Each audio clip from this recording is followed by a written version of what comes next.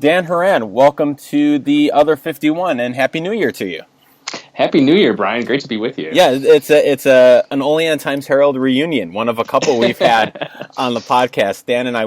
We both went to St. Bonaventure. You were 2, 3, how many years, when did you graduate from Bonas? I graduated in 2005. Okay, so you were a couple years behind you. Yeah, but I was working in town at the time, and I remember we very specifically collaborating on a piece about a new golf course. Do you remember that? I only in the most vague way. I remember we did a couple things together, a couple feature pieces that you worked on for magazines, and certainly stuff at the OTH. That's right. But yeah, that sounds about right. Sure. Yeah, sure. I remember it was a brand new golf course, and we went up and we rode around one morning with the superintendent / owner dude or something like that. And it was up like around like the Cat County, Erie County, like up around Pioneer, that area. It was way the heck out there. Yeah, that's right. Okay, yeah. So now it's coming back to me. It seems like a million years ago. It was a million years ago. My God, so long ago. But you have moved on. That was when you were working as a photographer, and now you are. What's your official title now? So, many different hats. Yeah, that's right. So I was a photographer for a long time. It seems like another life. And subsequently, I became a Franciscan friar. So I'm a Catholic priest and a member of a religious order that was founded by St. Francis about 800 years ago. And between that point and now, lots of schooling, not unlike yourself. Finished my PhD in theology at Boston College. Now I teach at a seminary in Chicago, a graduate school of theology called the Catholic Theological Union. Okay. So it's kind of like a reinvention in a sense. It's weird to think about those days of photojournalism and sports photography, which I miss very much. It was a lot of fun, but this is also really, really a lot of fun as well. I was going to ask, because I don't get asked that as much now as I used to, but I was going to ask, how much do you miss that old life? And you were really young too when you were doing it. So you were how much and is there like a specific time that you do miss it, or anything about it particular that you miss about that? Yeah, I mean, my specialty was really college basketball and hockey, both NHL and at the collegiate level.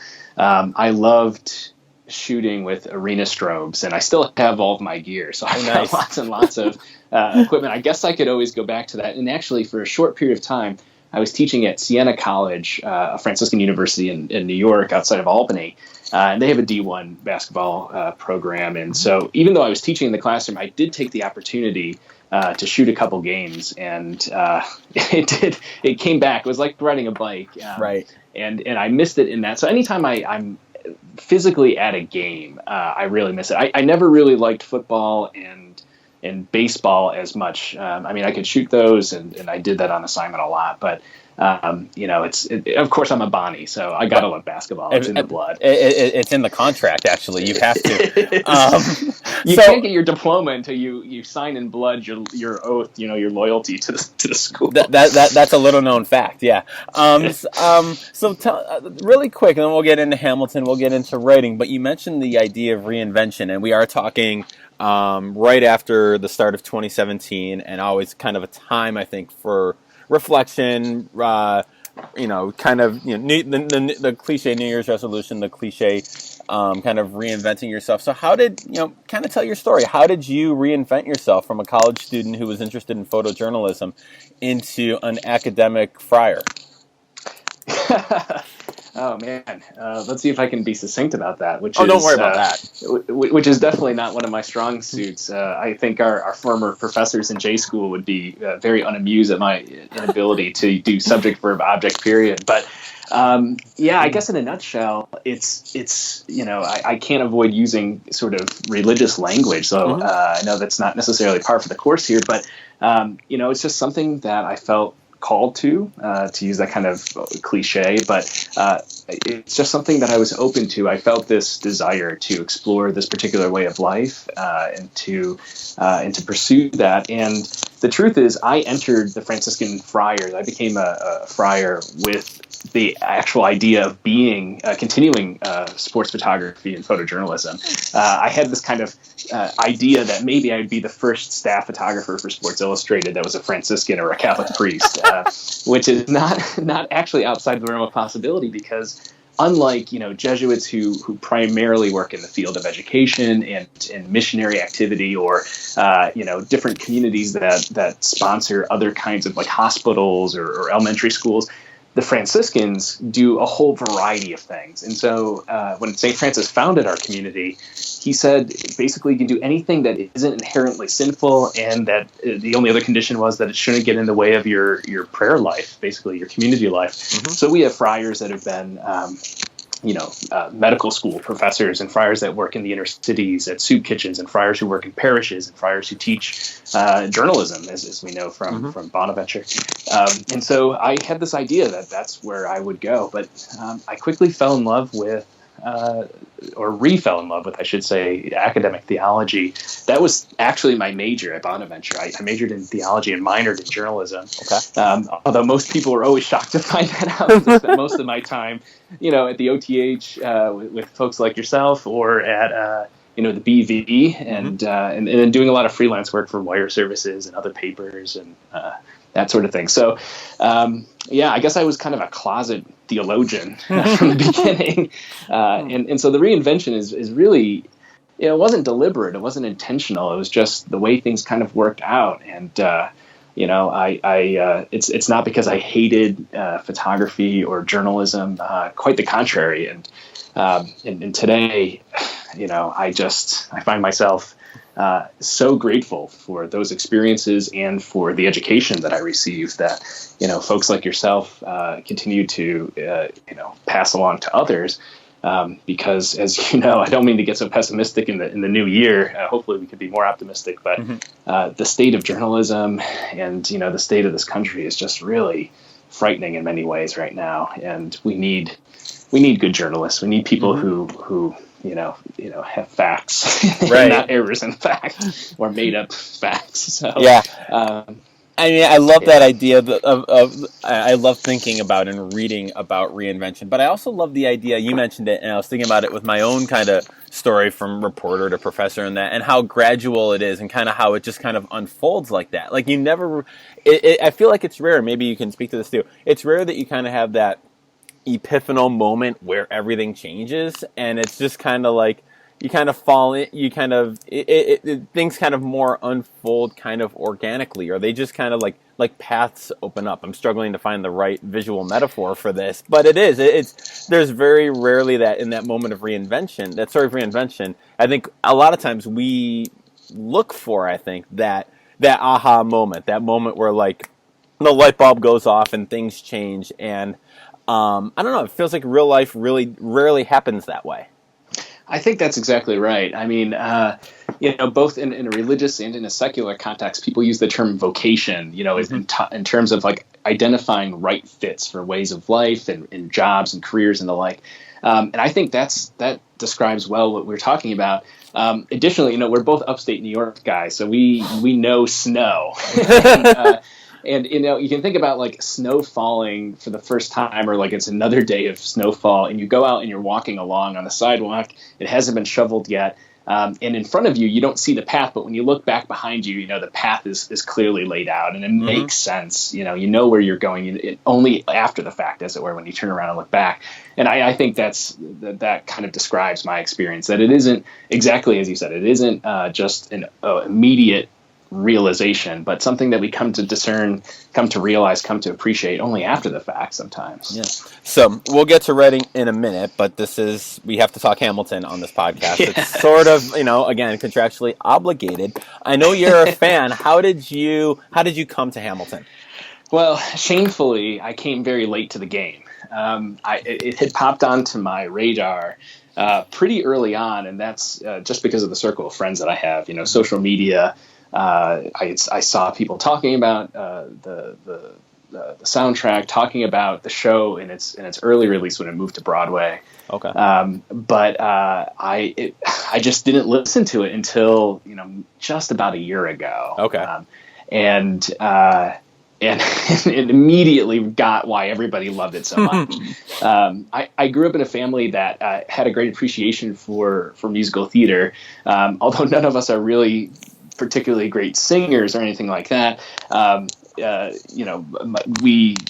so interesting. This is really like inside baseball here. That my mother usually gives as kind of like a stocking stuffer every year a DVD of some kind of classic movie that we watched as kids growing up. So it's kind of nostalgic. So one year it was Pee-wee's Christmas Special, which was something really fun growing up. This year we all got DVDs of the remastered The Music Man, the original Music Man production. And so that kind of like illustrates this proclivity that we had already for musical theater and appreciation for it. But when I listen to it, it's just fantastic. And I have to say, the title of your podcast it comes from my favorite song. Nonstop is my favorite in the whole show. Wow. I've got favorite lines from other songs, but it's it's just this whole idea. First of all, I think the shifting kind of like musicality throughout the song is neat. It's diverse, but I love the this kind of recurring theme of writing every moment, every second of the day, writing like you have no time left. I just feel like that speaks to my experience, right? As a writer too. So, but it's also so catchy. It's an earworm, and it's so I love and hate it for that purpose. I can't get it out of my head. You're the first person in talking to, I think ever, but definitely on this podcast, who's ever called that their favorite song. And nobody said anything. Nobody's ever said anything bad about it. But My Shot, Schuyler Sisters, mine right now. It's funny. Last year my family and I just got back from we go to North Carolina for a concert every year for New Year's. And last year we were all Hamilton the ride down. And my daughter, she was 5 at the time. She's 6 now. She's in it with us. Like, she's totally like, we'll sing along, we'll quote the musical. And she so last year we were all in, and this time it was just random on the music shuffle we had. We only got maybe 3 or 4 Hamilton songs that came up. But Wait For It's been kind of my favorite song lately. I feel like that's the one, that's like the master's level Hamilton song. Like, you get into it with My Shot, the first song, and kind of the bit, and the Schuyler Sisters, and you could get and the catchier songs. But then Wait For It kind of sneaks up on you a little bit, and like, so it's interesting that that the writing like you're running out of time is the one that strikes with you, because you are, and I say this as a friend and someone who reads your stuff, as someone who makes me feel incredibly lazy with my writing, with the output that you have. I saw that you posted this thing on Facebook the other day, but what was your writing output for 2016? Oh gosh, I'm gonna have to look at that to find out, because I don't actually pay much attention to it in the moment, and that's actually where this thing came from. I posted that on Facebook, and it led to a lot of remarks. It's here we go. Yeah, all right. So in 2016, one book chapter, 12 articles, 3 book reviews, 27 invited lectures, 2 academic conference papers, 1 DVD course that was an 18 25-minute lecture course. And then I completed my dissertation last year. Just too, stop. Just stop.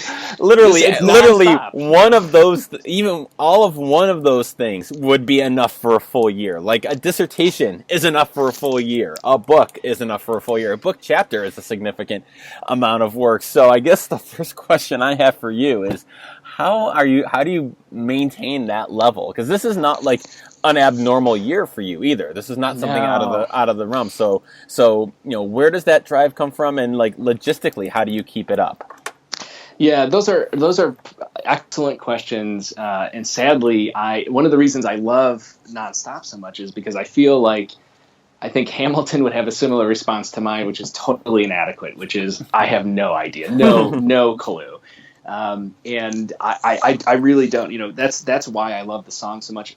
Previous to hearing Nonstop, a song that I thought really summarized my experience was Billy Joel's Go to Extremes. Okay. And for a similar reason, where there is this kind of drive, this energy, where I can't really explain it. There's no methodology. There's no good practice. In fact, I consider myself somebody who's in need of improvement still in terms of discipline and staying on task. And so how things get done is in itself kind of mysterious to me.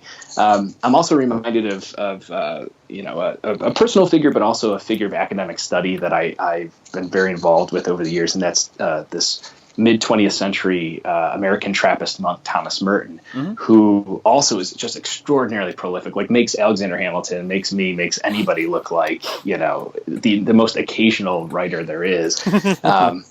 The author of something like 60 books and just tens of thousands of pages of correspondence. I mean, just absolutely absurd. And he died at 53 just to rub it in. And he would be asked this question too, and people are like, "How do you do this?" And his response was generally, and I'm just kind of like paraphrasing here. His response is like, "I do it because I have to. I do it because it's what I do." And that's generally my response. But the kind of incredulity of Aaron Burr in that song, how do you write like it's going out of style? How do you write like you're running out of time? Like, I feel like I feel those kind of questions, and you just asked one, too. So thank you, Mr. Burr. Oh, good. I'm Burr in this story. Great. Well, yeah, no, and I should be clear. I don't at all, want to align myself with Alexander Hamilton. That's not it at all. It's just I appreciate that exchange, the incredulity. So I mean, logistically, like, how do you kind of? I mean, it's spinning plates is the image that comes into my head, but how do you keep? What kind of writing, I guess, schedule do you keep? Probably a bad word, but like, what's your writing practice? Like, how do you do that?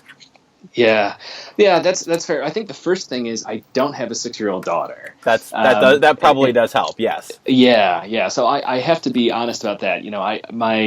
As a religious, I do have obligations to the community. For example, I'm cooking tonight, so once I get off the phone with the interview with you, I got to go grocery shopping, and so there are like normal domestic things that even religious who aren't married have to do. And we have a prayer schedule and a community schedule, and I'm a priest, so I celebrate Mass and that kind of stuff. But I think one of the, I'm not really good about. I used to be better, I should say. When I was even younger than I am now, I used to write in the evenings. I would be in grad school, so I would do grad work. I'd consider that kind of my day job, and then. From like 7 to 9, like after dinner, I would work on other projects, other articles, or work on books or other research. As I've gotten older, I realized I can't think after 7 o'clock at night. So that's completely shot. But one thing, and this is just dispositionally that I've learned about myself over the years, which is I'm not really affected in the same way that a number of other people, a lot of my friends are, by travel. Okay. So like I can sleep anywhere, if it's a hotel or if I'm giving a retreat or giving a series of lectures at a parish or something, I'm in a guest room. I don't need my own pillow or my own bed.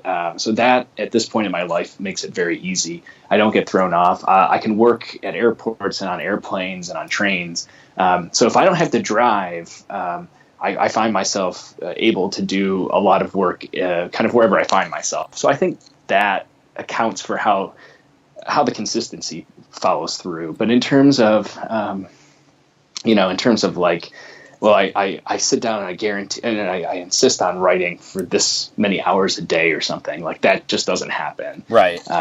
And I wish it did. I mean, that's where I say, and it may sound absurd to some people, but I'm like, that's where I wish I was more disciplined. I admire people who keep those kinds of habits and really develop them. I mean, that's to me that's awesome. Yeah, and I kind of feel similarly. I think it's my the journalist training that you kind of write anywhere because you have to write anywhere.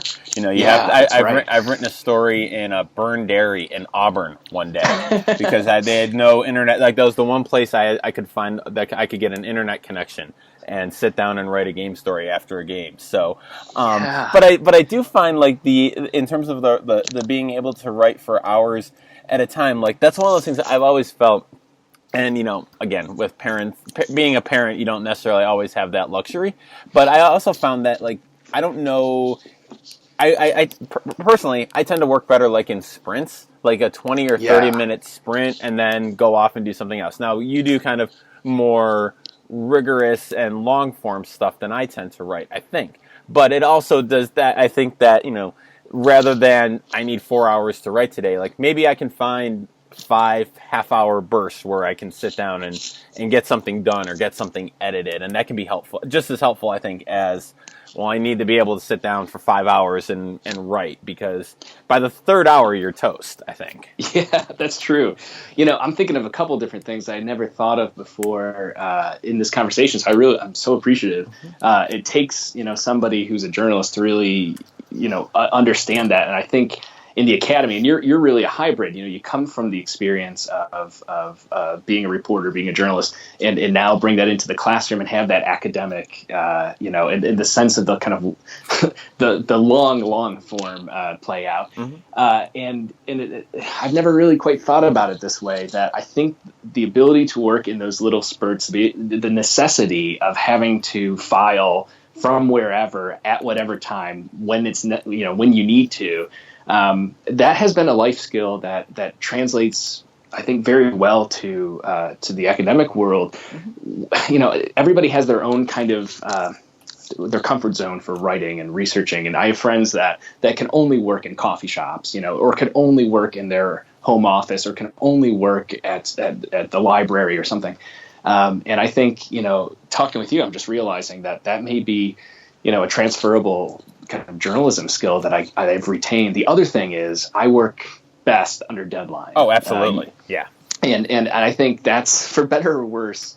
And I'm sure you're exactly the same. Like, we've been conditioned to do that. And so one of the things that I've learned over the years is what do I need to do to get something done? So if I agree to give a lecture somewhere, like, I have just now at this point an intuitive sense of how many hours or how much time, like how many days in advance or weeks in advance do I need for that particular project.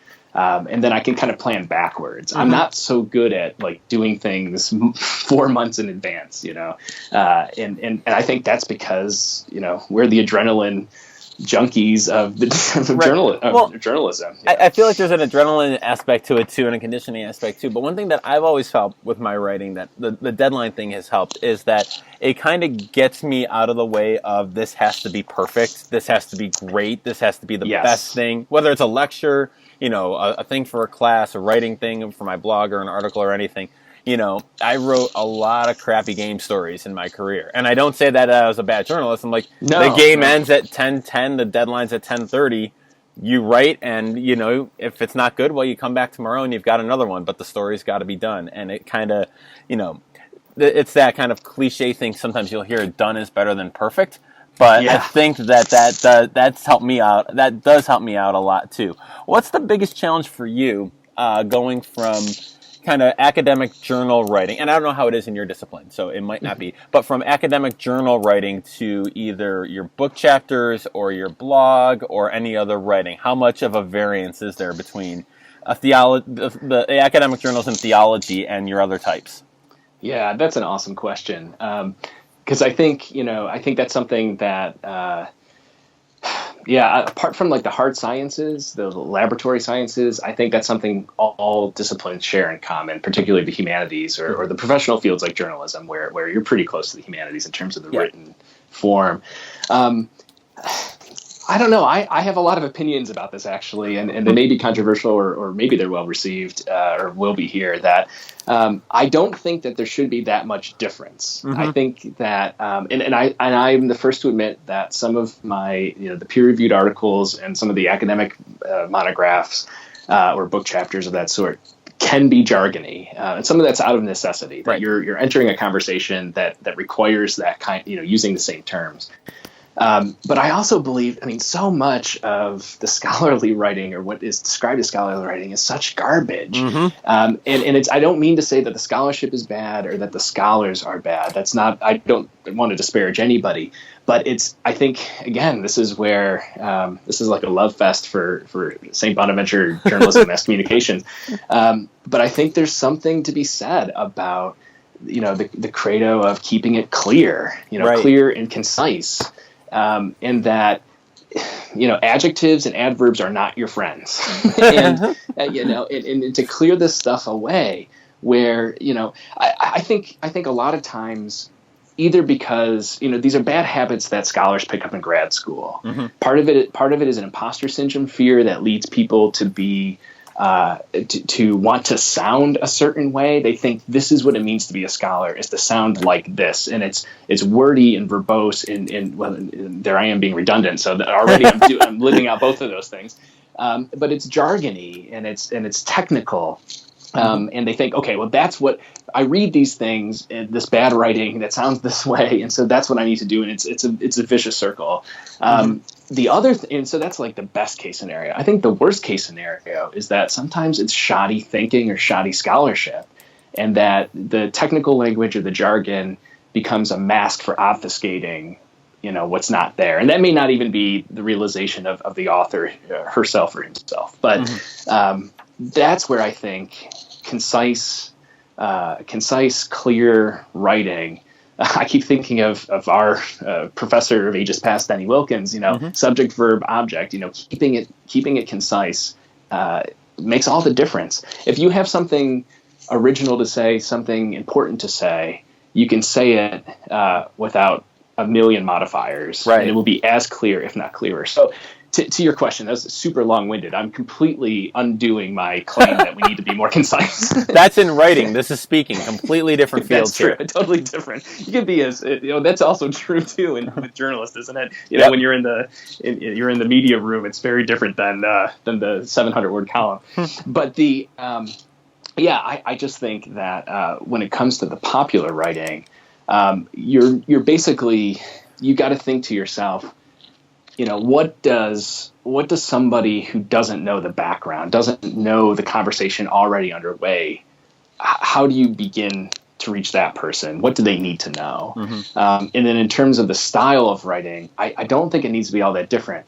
I think with the academic writing, you have to demonstrate your argument with a lot more evidence. So that's where we get into our heavy footnotes and citations and bibliographies and the like. But, right. I think you can say a lot of the same things that you say among colleagues to a general audience, but it requires the work of unlearning. I'm thinking of, there's a post-colonial theorist that I really liked, who's important in some of my work, and she has this expression that I'm totally misusing, but it seems applicable here. And she talks about unlearning one's privilege, and we can unlearn our sort of ivory towerisms, but that's hard work. People don't want to do it, right? And it's hard, or some can't. Well, and it's hard, especially because a lot of times, don't want to turn this into why we can't get published fest, but it becomes hard when, for younger scholars like us, when we're writing for editors who are steeped in that style. And so in other words, to get published, which in our world you have to, it's kind of like, well, you have to almost play the game by the rules that are set. And, I think I think that's a big problem. And I think one of the biggest frustrations we have, at least in journalism, this is probably less so in theology, but in journalism, it's that the time it takes for a peer-reviewed study to be done and to be accepted and finally published, by the time that happens in our world, 3 different technologies and 2 different, huge news events have come across, and all of a sudden that looks very dated, or it looks what might have been a pretty good finding is now kind of common knowledge or understood, because like the industry, everyone kind of caught on to what you discovered in the time it was waiting for your manuscript to come out. So yeah, you're right. I mean, that's something where your field is that's way more precarious than us. I mean, it's you get scooped and you get outdated, and new manuscripts come out. They're published in whatever form that kind of throw your work into antiquity, but not in the rate that you guys do. I'm thinking of a colleague of ours, a classmate of mine actually from Bonaventure, Lisa Barnard, who's married. Whose married name I can't remember. She teaches at Ithaca College. Yeah, and I know her specialty is social media and that technology, and I don't know. I don't know your field well enough, but I'm assuming that maybe there's a move to more open source, or digital journalism, digital journals. There is in a way, and it's slow moving because it's an ocean liner. All academia is an ocean liner. But it's funny you mentioned Lisa, because I never met her. I knew she was a Bonaventure person, but I never met her until we were applying for doctoral programs, and we had 3 visits in a row together We visited get out of here. We visited North Carolina together, where she ended up going. We had our visit at Syracuse, where I ended up going, and then we were actually scheduled to go to Penn State together, and I had to change it because of something. But we've stayed friends since then. And yeah, she's doing fantastic work at Ithaca. Yeah. So one thing I wanted to ask you, I remember seeing on your blog, is it's still at datinggod.org, right? It is. You know, Okay. when you write a book, your first book, and for a popular audience, and your publisher makes you start blogging, you can never escape that. I thought about changing it.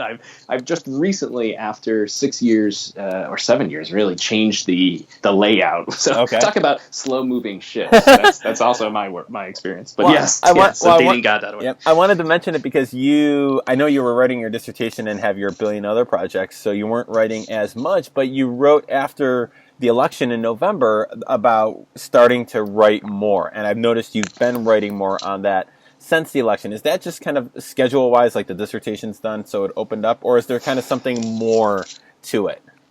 Yeah. I mean, I was really shaken up by the election, and I'm not alone. And I occupy a place, I realize, in my social context, social location, as a white male U.S. citizen in the United States, that I don't have the kind of fears or concerns that many women and men legitimately have. And so aware of that kind of topsy-turviness and the question, well, how does one respond to this? And this is, not a critique necessarily of those who voted for one candidate or another, but just an analysis of or description of the reality that we face in our society right now. And so I just felt, an impulse, not an impulse, but a compulsion to engage again in a more general, more timely, more public way. I mean, for the last 4 years, I've been a columnist at America Magazine, which is a Catholic national weekly magazine, and that's been wonderful. And I've written a number of op-ed pieces as a columnist, staff columnist there. But the production schedule for a weekly national magazine is 3 weeks out. So you send your manuscript in to the editor, 3 weeks in advance. So it was never as timely as I feel like the urgency requires today. And so that's the primary impulse. The other thing is I get occasionally, whether it's traveling around, speaking at different events, or occasionally the emails or social media, people refer back to this blog and they say, "Hey, are you ever going to come back? Are you ever going to write again?" And so it just seemed like the right moment. And then it coincides with finishing the dissertation. Unfortunately, I have several other books and book manuscripts and contracts that mean that I always kind of have another dissertation working. But yeah, so it was kind of like a perfect storm that just made me feel like, okay, now's the time to return to that. And what's the best thing you've read lately? Oh, that's a great question. In general, you mean like in terms of my mind? I mean, a lot of what I'm reading right now is very, very academic and narrowly focused. That may not appeal to anybody that's listening to this, but I would say one of the best things that I've read in terms of kind of like a general audience thing, and this is going to sound cliched, but this Ta-Nehisi Coates book, Between the World. Okay. I think, I think that's probably my favorite thing that I've read in terms of a broader audience. But I can list some obscure theological texts if you'd like. Maybe people can email you or Facebook message you and get those. I haven't read that book yet. I did read his large takeout in the Atlantic a few weeks ago before Christmas. Oh yeah, about President Obama. And that was it was wonderful. I love reading him on race, and I love the way in that Atlantic piece how he when you let someone like Obama talk, and you can kind of see Obama's thought process and see how he thinks through things and how he speaks. And then I did like how Coates would kind of, in the piece, kind of critique and come back. It was not an overall celebratory piece of Obama. No. It was, critical where he felt like he needed to be critical. And it was very interesting reading that piece, and maybe you caught this as a former journalist. You could kind of see how the piece was taking shape going the way that we thought the election was going to go, and then it had to take that hard detour when Trump won.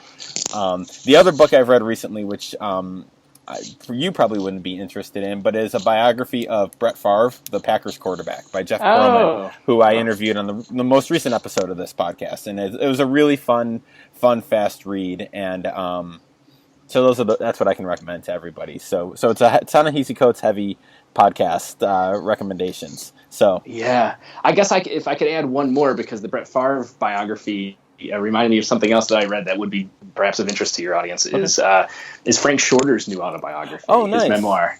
I thought it was excellent. And I mean, of course, long distance running and road running racing is my sport, and so I'm a big fan of Bill Rogers and Frank Shorter and that whole crowd that really got road running popular for a general audience.